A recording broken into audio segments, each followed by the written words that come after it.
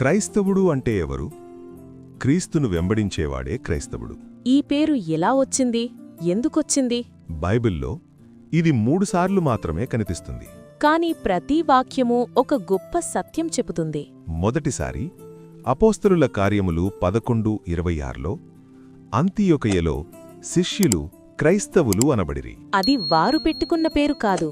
ఇది సంఘం వెలుపల ఉన్నవారు పెట్టిన పేరు. దీని అర్థమేమిటి?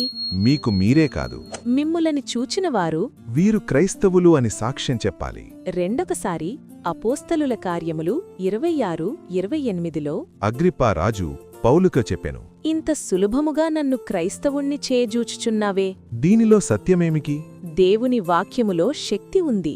అది మనస్సును సులువుగా దేవుని వైపు తిప్పుతుంది. మూడవసారి 1 పేతురు 4:16లో క్రైస్తవుడైనందుకు బాధ అనుభవించిన ఎడల సిగ్గుపడక దేవుని మహిమపరచవలెను. దీనిలో ఆంతర్యమేమిటి? ప్రతి వ్యతిరేకతలో ధైర్యంగా దేవుని మహిమపరచాలి. ఈ మాటలు వింటున్న మీరు నిజమైన క్రైస్తవులుగా మీ సారం వెదజల్లబడాలని కోరుకుంటూ గాడ్ బ్లెస్ యూ.